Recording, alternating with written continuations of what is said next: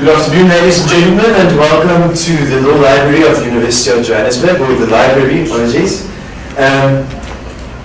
Ladies and gentlemen, I would like to start off by stating something on equality in South Africa, followed by a brief introduction of Baroness Patricia. The founding provisions in our Constitution describe South Africa as one sovereign democratic state founded on the values of human dignity, the achievement of equality, and the advancement of human rights and freedoms, non-racialism and non-sexism. The Bill of Rights includes a detailed and substantive equality right that embraces freedom from unfair discrimination, as well as positive measures to advance equality. In addition, the Bill of Rights as a whole is described as a cornerstone of democracy that affirms the democratic values of human dignity, equality, and freedom. The achievement of equality is thus a constitutional imperative of the first order. And as the Constitutional Court has put it, the Constitution commands us to strive for a society built on the democratic values of human dignity, the achievement of equality, and freedom. Nevertheless, it is struck that 2 decades after the end of apartheid, some disparities still exist within South African society. For example, while incomes for black households increased an average 169% over the last 10 years, annual earnings for this group are still only a sixth as they are for white of the same group, or a similar group. And although women comprise the majority of small business owners in South Africa, they make up only a minority of workers in our formal sector. And it is within this context that we are pleased and happy to welcome Baroness Patricia to the University of Johannesburg on this very rainy day. In going through Lady Scotland's rather expansive resume, it became clear that there are a number of firsts that may be attributed to her. So, for example, Lady Scotland was the first black woman to be appointed as Queen's Counsel. She was also the first woman to hold the office of Attorney General since its foundation in 1315. And Lady Scotland was a member of the Commission for Racial Equality and the Minister of State responsible for civil justice and the reform of civil law. She was the Chief Legal Advisor to Her Majesty the Queen, Parliament and the government. In November 2012, she was appointed Prime Ministerial Trade Envoy to South Africa, and she is currently a President of Chatham House. Ladies and gentlemen, I think only based on this very short resume, we can see that we are in a very privileged position today to hear from Lady Scotland. And then just as a side note, I would like to take the opportunity to thank Ms. Melissa Elser from UK Trade and Investment, Ms. Raina Pandar from the UJ Library, and Ms. Laura Smith from the Faculty of Law for all their arrangements. And then, ladies and gentlemen, you received this little form. You are please asked, if you would like to tweet on the event, perhaps share your thoughts. There are 2 handles that you can use. The first one is Racial and Gender Equality Development, and the other one is quite long. It's the handle #public lecture Baroness P. Scotland UJ Library, but you've got this. Okay. So without further ado, I would like to welcome Baroness Scotland.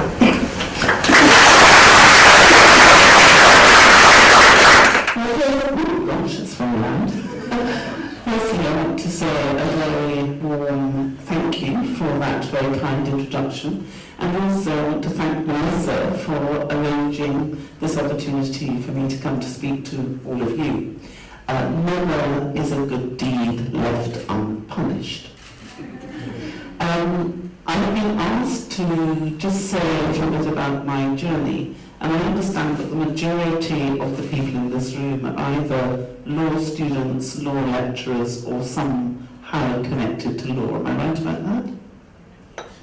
Well, let me just tell you that if that is so, that each and every one of you are at the start or on the road of a very important journey. Because law is what shapes our democratic society. And without law, without the rule of law, without lawyers being willing to be the guardians of the rule of law, all our societies are poorer.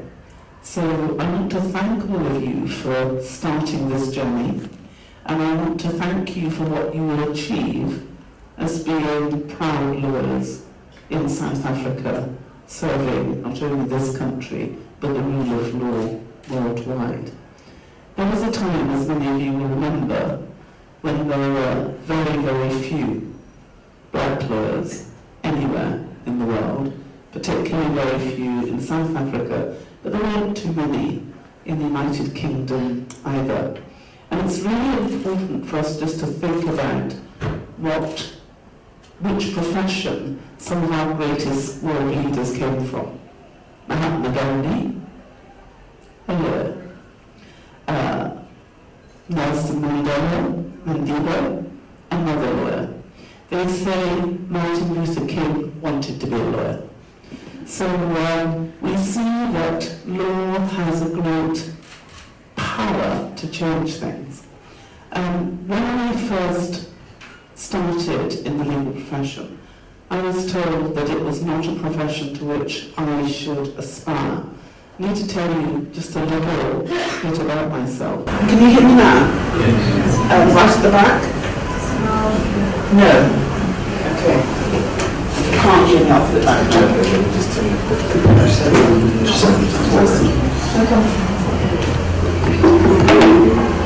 Can you hear me if I stand here? Yes. At the back? Yes. So, I was told you a little bit about my journey, so I want you just to understand how unlikely it is that I should have ended up as the first woman ever to be appointed Her Majesty's Attorney General in the 700 years of that role. Was that the I was born in a tiny island in the Caribbean Sea called Dominica. It is a huge island with a huge population of 60,000 people. And I was one of my parents' 12 only children. And my mother and father only had 7 sons, and they only had 5 daughters. And the reason we were called only children is if you spoke to either my mother or father, they'd tell you they only had one of each of us. And I was their 10th only child. I was brought up in Walthamstow. I left Dominica with my parents and my 9 siblings when I was about 2 and a half. And I grew up in Walthamstow, which is in the east end of London. So this is a part of London which is not affluent and not in any way advantaged. And I went through state school education. And my brothers would tell you one of the flaws I had is I was too stupid to pass any exam at the right time. I always passed them early. So by the time I was 15, I finished my GCSEs, and by the time I was 17, I had finished my A-levels. And I was very anxious to make a contribution in the world. And so one of the things I set upon was that I wanted to do law. And when I broached this with my school, they were really, really encouraging. And this is what they told me. I have to tell you that when I went through my education, I was one of the only black children in my class. So I tended to be, and my family, my small family, when we first came to that part of London, were the only black family in the whole of Walthamstow. And so when we walked down the street, everybody would know. They'd say, "You're a Scotland, aren't you?" And the reason that they knew I was a Scotland was, guess what? So initially, actually, it was really good being a Scotland because everyone knew who you were. Later, it became more complex. So when I started at school, I was told that I should set my sights a little more realistically. But there weren't any black people as lawyers at that time. We only had one person on the BBC as a newscaster, and we didn't have many black doctors or nurses or anyone in a position of authority. So the idea that a child of 17 in Walthamstow without any advantage should aspire to become a lawyer was seen as wholly unrealistic. And I remember very clearly my teacher telling me that really I should think about something else. And she said to me, well, what sort of things do you do at the weekend? Do you have any part-time work? And I said, yes, I do. I work into a supermarket, it's a very well-known supermarket called Sainsbury's. And so she said that if I worked really, really hard, maybe I could become a supervisor in Sainsbury's. And maybe that's what I should aspire to do. I did mention this to Lord Sainsbury, who was on the bench with me in 1997, but I told him I didn't think he could afford me anymore. So those were the aspirations. And I was really very, very lucky, because I was brought up in a family which aspired great things for all of my brothers and sisters.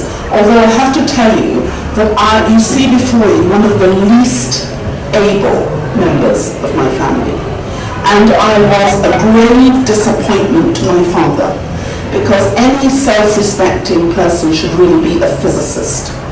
And we didn't have a physicist. We had a pharmacologist, a biochemist, a mechanical engineer, a chemical engineer, an agronomist, and we really needed a physicist.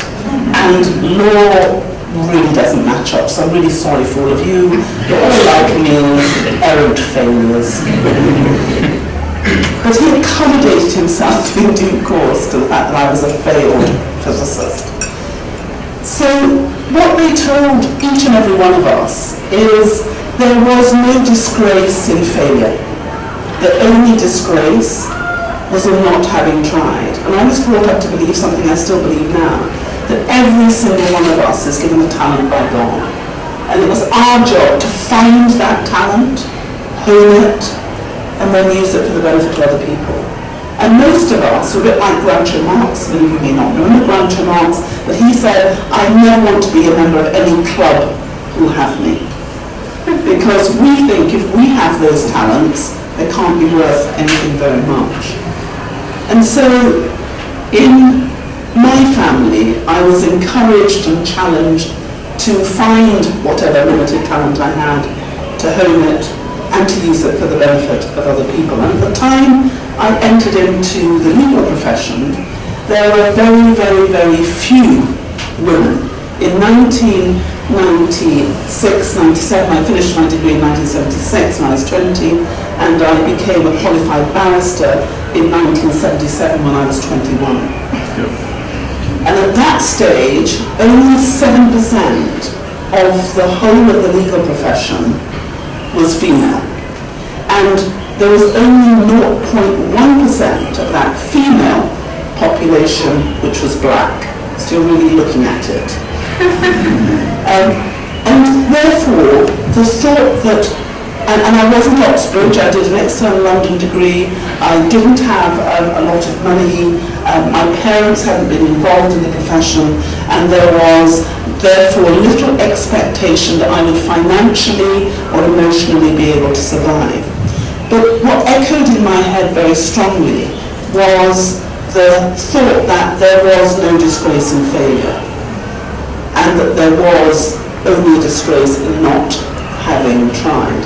And also, when I looked at any other profession, none of the other professions were any better. It wasn't as if I could say, well, I could become a doctor, because you've got lots of black people doing that, or a journalist, or any other profession you could think of was very, very similar. So it was a real battle. But why law? I think law because I had always worried about injustice. I was one of those children who always said things were not fair. It's not fair. It's not fair. It's not fair. And I remember the first time I said something was not fair. I was 6 years old. It was a time of great turmoil across the world. We had the riots in the southern states of America. You had apartheid here in South Africa. The issue of race was at the top of many agendas, and the aspirations of black young people across the world were fairly suppressed. And I remember seeing some of this stuff happening, hearing it on the radio, and saying to my father, it's not fair. And I'll never forget how seriously he took me, child age 6. And he said, I agree with you, it isn't fair, it's not right, it is unjust. And I felt huge pleasure that here it was my father agreeing with me that something was unjust. I was being affirmed. But the next words I have lived with ever since, because then he said to me, so, what are you going to do about it? I thought, I'm 6. To which he said, and your point is, it starts with you. And I have to tell you that I was one of those children who loved fruit more than chocolate. I know, it's very odd. And I loved South African fruit more than anything else. South Africa did the best oranges, the richest peaches and nectarines. And when I was 6, almost 7, when he said to me, what are you going to do about it? I promised him, and I promised myself, that I would never eat another piece of South African fruit until South Africa was free from apartheid. And I never did. And I never did. And I remember people saying to me that that was a useless thing, and nobody would know that I wasn't eating the fruit. And I remember saying, yes, but I'll know. I'll know. And what echoed in my head, and has echoed in my head for the whole of my career, is it starts with you. There's always an occasion when we think we can't do anything about it. We can't make a difference. And that is a really important thing for us to challenge, because the answer is, yes, we can. Madiba was one man. Martin Luther King was one man. And Mahatma Gandhi was one man. Rosa Parks, when she refused to stand up for that other person on the bus and said she'd walk, was one woman. Not an overly educated, gifted, powerful, rich woman, but she started a revolution. Why? Because she said, I'd rather walk. I'd rather walk than put up with this injustice. And within a generation, a whole nation was willing to walk with her. And that was, just as Madiba's long walk to freedom was a long walk to freedom for African Americans in America. Started by a little woman, so with no apparent skills, but a lot of determination. So, gentlemen, look out for the little woman with a great deal of determination and not a lot of power. We have much more power than we seek to take. And so, during the period of my career, there have been a number of occasions when I've been told, you can't do this. Another thing I discovered is there's no such word as can't. The great confidence tricks which are played on most of us is we're told we don't have any power and that we are powerless. The truth is each and every one of us have as much power as we choose to take. And during the period from 1997, when I was qualifying, through to 1991, when I became one of the youngest, I think I was the youngest Queen's Counsel, since Pitt the Younger. He was younger than me. I was 35 when I was made a silk. He was 21, and he did it by becoming the Prime Minister of the United Kingdom. But he wasn't a real Saint Silk, he was only an honorary Saint Silk, so I don't think he counts really. He was just Prime Minister. When that happened, I had realised that I'd been given a number of opportunities to do work that I would not otherwise have done because of my age. I joined a new set of chambers, and throughout that time I continued to not take on board all the words that people said when they said you can't do this and you can't do that. And in 1997, when I entered into the Blair government, I was privileged to work in the Foreign Office, to then help to reform the civil justice system, then the criminal justice system, and then deal with issues of gender equality in particular and domestic violence specifically. And domestic violence affects 1 in 3 women across our world. It's the greatest cause of morbidity in women and girls. In the United Kingdom, it affects 1 in 4 women and 1 in 6 men, and between 750,000 and 950,000 children every single year. When I started as Criminal Justice Minister in 2003, it represented 23% of all violent crime in our country. 120 women were dying every year, that's 2 or 3 women a week. And the cost of domestic violence to the United Kingdom was £23 billion a year. That's 3.1 billion was the public sector, 2.7 billion was the private sector to business, and 17 billion was paying injury, loss and suffering. And together between 2003 to 2010, we in the UK were able to develop a methodology to respond positively to the nature of domestic violence. And by the time we left office, our government, Labour government left office in 2010, we had reduced domestic violence by 64%, and we'd saved £7.1 billion a year in terms of economic cost. So that can't was turned into can because we managed to build a partnership between government, local government, the third sector, business, faith communities. And together we were able to work through a national plan and make a difference.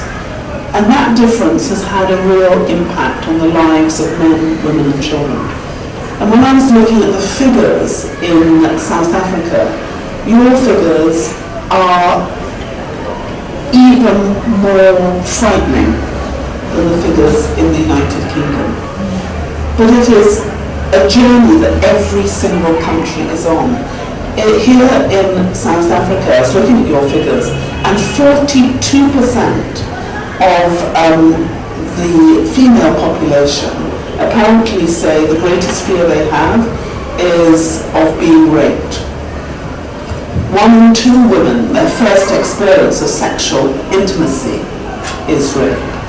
The disadvantage to the economy that causes is phenomenal. We experienced it in the United Kingdom, but there is a real opportunity to change because domestic violence affects all our countries, whether we are rich, poor, black, white, people of faith, people of none. It doesn't matter which region we come from. This is an issue that affects all of us. It's like identifying that we have a similar DNA. Well, just as the DNA of domestic violence and violence is similar across the world, so are the solutions.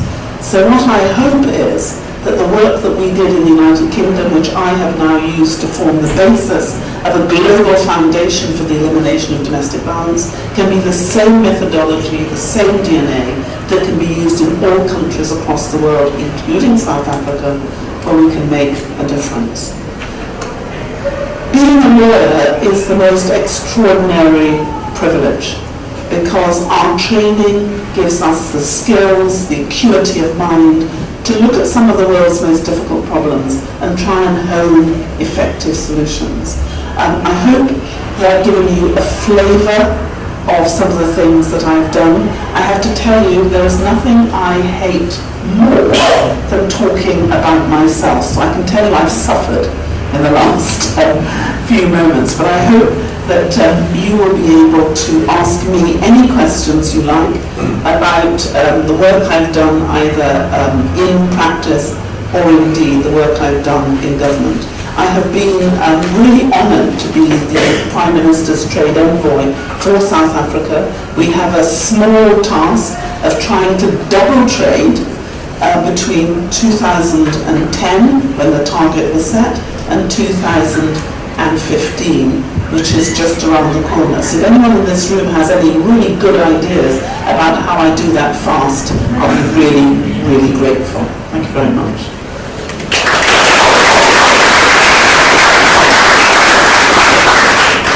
Thank you.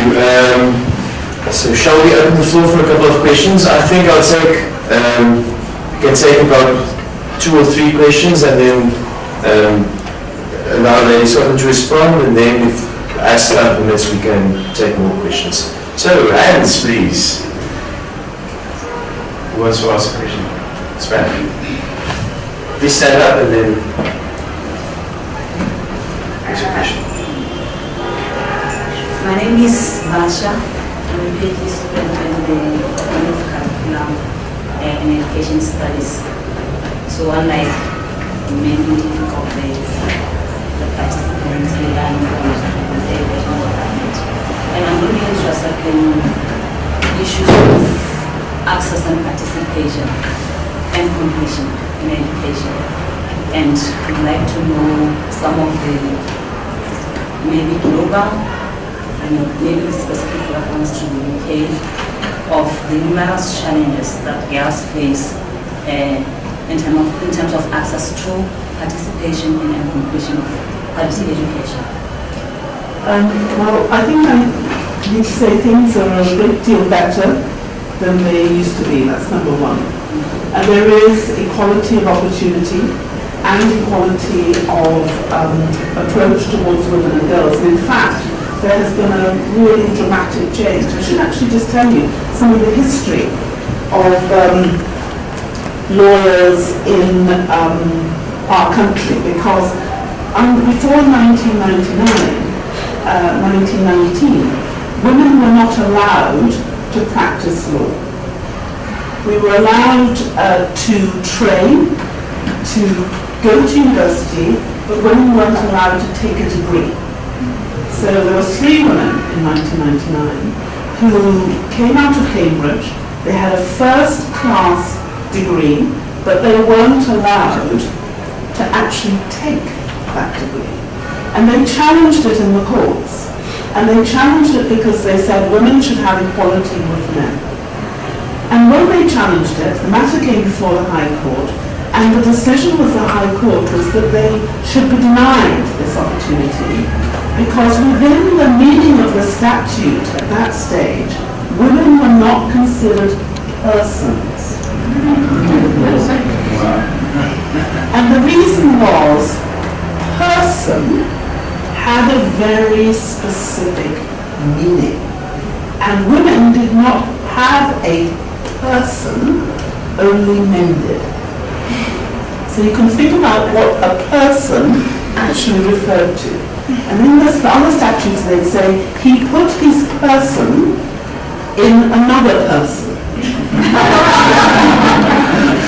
And since women did not have a person, they could not be a person. So we need to just bear in mind that when my mother was born, which was 1919, equality for women was not assured.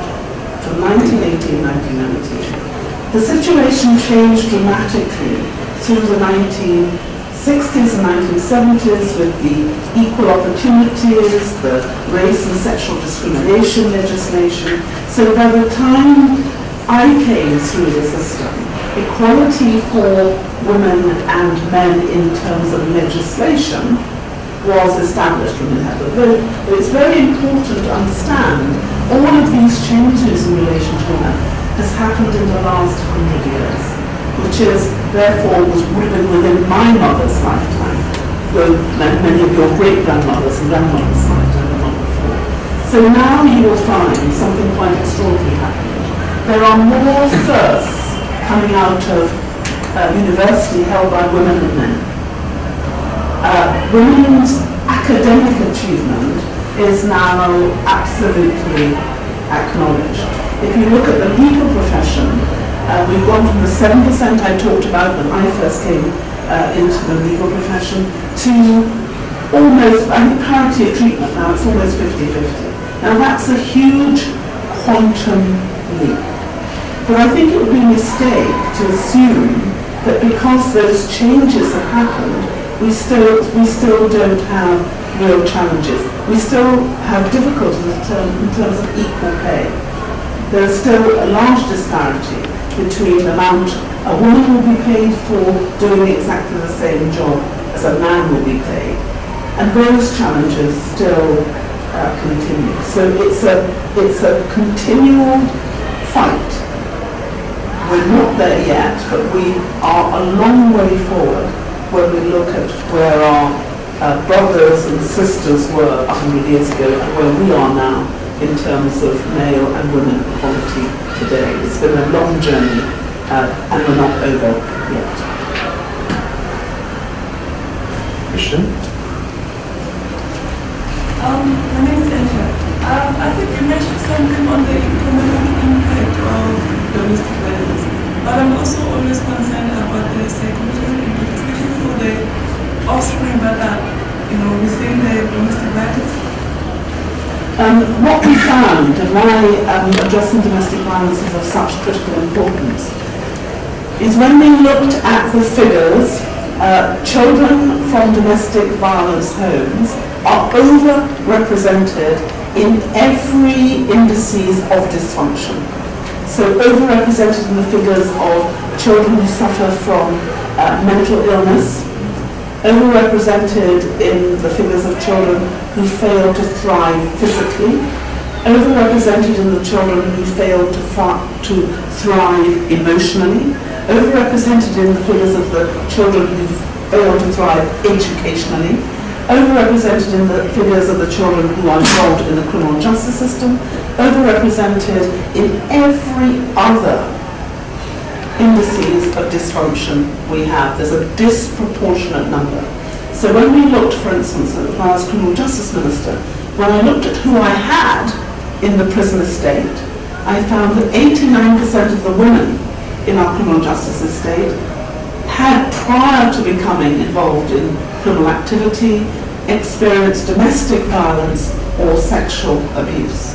When we looked at the children in the criminal justice estate, 2/3 of those children had lived in domestic violence homes before being involved in crime.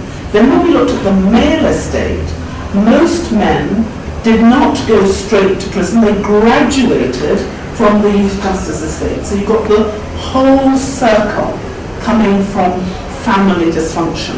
And when we looked at the chances of success a child has in life, the figure was that if you assess a child's development and attainment at the age of 22 months, you have a realistic projection of what they are likely to achieve at the age of 22 years.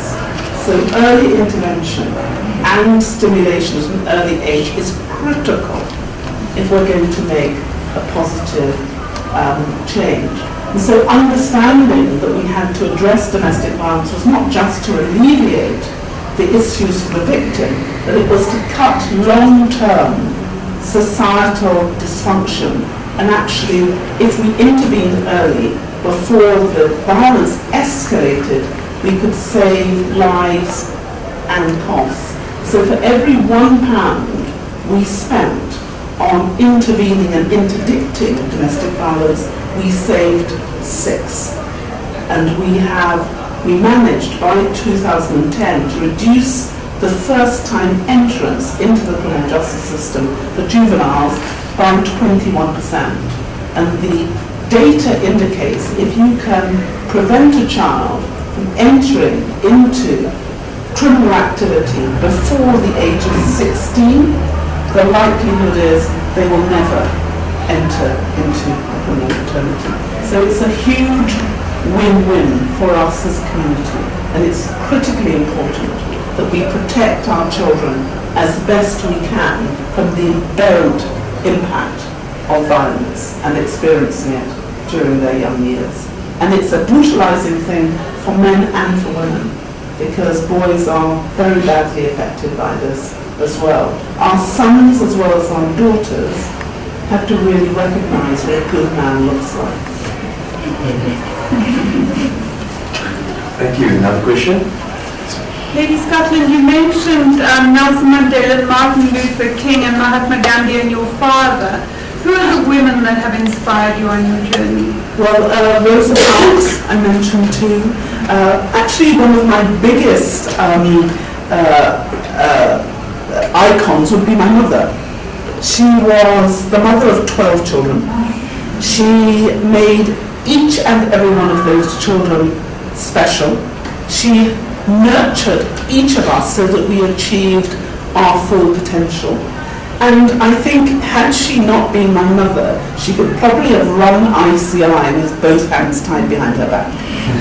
I also learned that you needed both women and men, and the reason why I quite often talk about male role models is that quite often the role model that can make a real difference as to whether they stop you from achieving can be the male role model. And if you notice, each of the men I have identified were essentially feminists.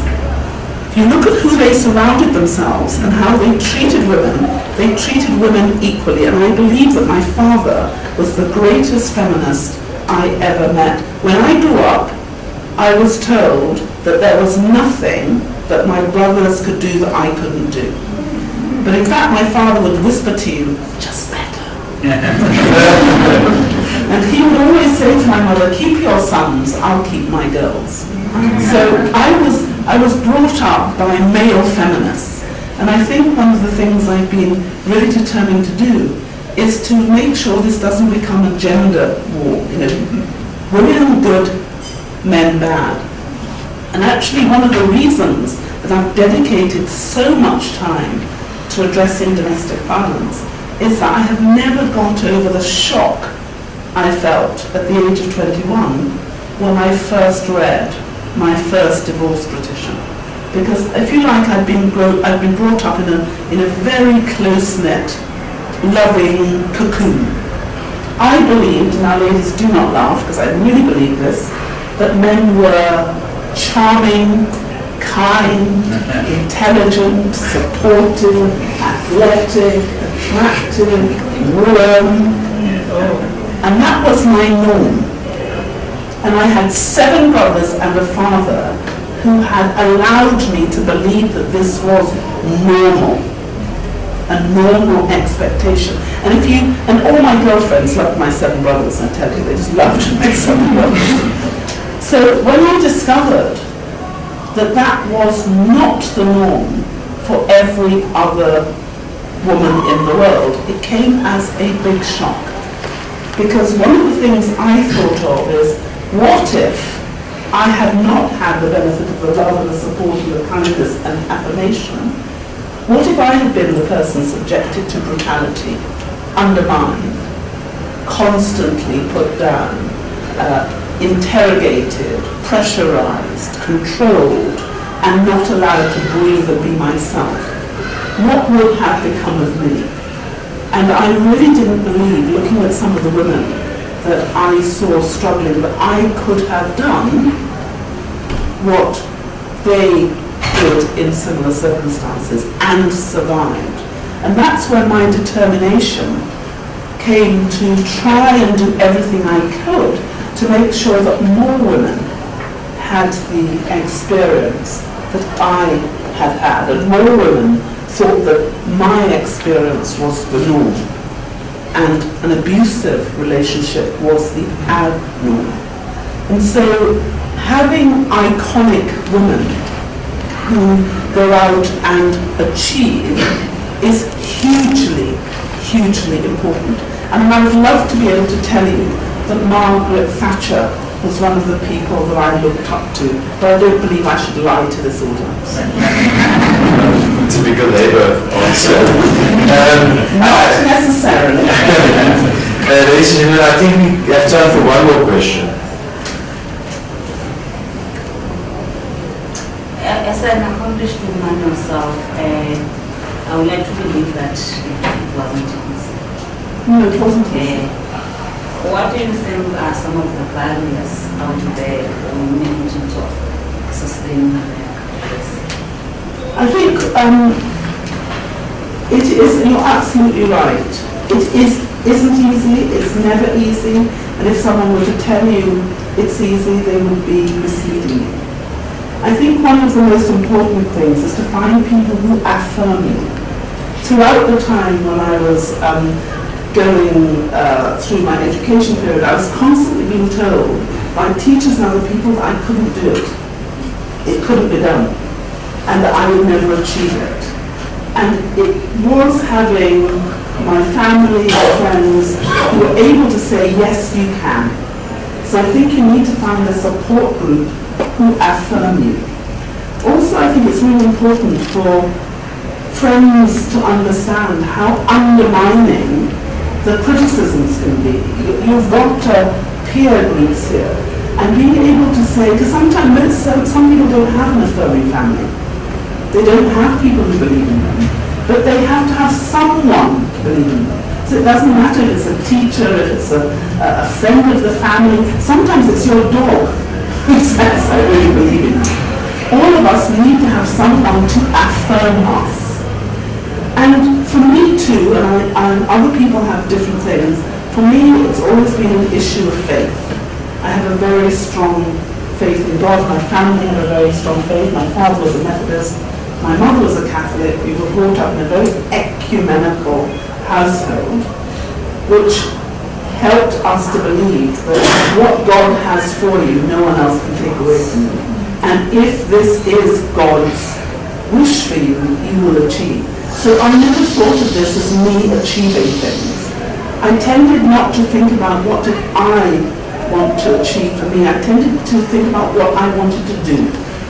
And I think there tends to be two forms of people. People who want to be somebody and people who want to do something. And I've always been someone who wanted to do something. And in doing something, I ended up becoming someone, which I didn't particularly want to do, but it was one of the byproducts of doing something. So what I would say is don't think about what you want to be, but think really creatively and positively about what you want to do and what sort of world you want to live in and how you can participate in making that happen. I quite often think ambition can be a monkey on your back. If you're constantly thinking about how do I get there, you aren't necessarily concentrating on what you are having to do today in order to achieve the outcomes that you want. And I've always been really interested in changing the outcome. So I don't think it's easy. I certainly don't think it was easy at the time, being a woman, being black. And if you were thinking about the person least likely to succeed, I wish I had put some money on myself, age 17. How many people would have bet that a young black girl from a small island in the Caribbean who didn't go to Oxford or Cambridge, who was a socialist and not and a Catholic and not even someone left-footed in all sorts of ways, would end up as the first female Attorney General in the United Kingdom. Nobody would have bet on me, but I believe God betted on me. And through His grace, I was able to do things which I hope have been useful, but there is much more for all of us to do. So for me, it has been my faith in God. For others who have different beliefs, They find their inspiration from elsewhere. So I don't actually think that this is my achievement. I actually give thanks to God for what He has achieved through me by His grace. And most of the time, when things have gone wrong, it's because I have got in His way. Oops. So things tell me something. So I don't know what others have for their motivation, but that's been mine. There's one question. Okay, we'll take one more. I've just realized that you hold firm views on equality. Yes. What do you think, of affirmative action, positive discrimination, and do you think we can achieve equality if we strap down policies such as affirmative action and broad-based black economic empowerment in the South African context? Is equality even possible if you strap down such policies? I just want to understand you. I actually believe in positive action, and I'll tell you why. For many, many years, we hoped in the United Kingdom that if you, by the fluction of time, allowed things to change, you would end up with equality because you would allow excellence to breathe, opportunity to be created, and then you would have parity of treatment and parity of opportunity. And so for years and years and years, you waited for this metamorphosis to take place. And after 30 years of waiting for it to take place, I got tired. When I came into the bar, the disparity between men and women, black and white, was very stark. I had hoped 37 years later, that disparity may have narrowed. We have more people in the profession, both women and people from the various ethnic minorities. But when we look at earning power, the disparity has not really narrowed unduly. So I don't believe that positive action is positive discrimination. I believe that you should take active steps to encourage others to make sure equality happens. If you've got a situation where you have equal access, equal numbers of people coming through, but then still 98% of those who succeed are white Anglo-Saxon Protestant males, please do not tell me that it's because of lack of ability of women who represent 50% of the population. It isn't. And also when we looked at the recent financial crisis in 2008, and we did an analysis of those companies who fared best in that crisis, it was those which had a board which were virtually 50% women and 50% men. Those companies did better than the companies with all male boards, but they also did better than the companies with all female boards. So there is something that happens, the dynamic, when you put men and women together, which happens irrespective of their sexual orientation, which does not happen when you only have men or you only have women. So I am absolutely committed to equality because I do not believe that we can afford to lose the talent of one person in our world.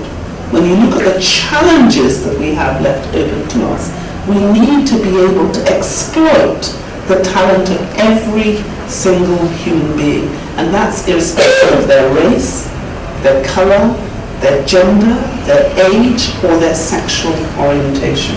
Real equality means equality for all of us, and not equality just for some of us.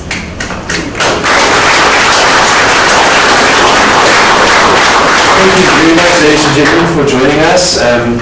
I think that's a very good note to end off the conversation today. We should thank you, ma'am, for coming and sharing your experiences with us. I think it was valuable and an affirmative experience for all of us. I think we all have something to ponder over as we sit in jungle traffic tonight. And thank you for coming.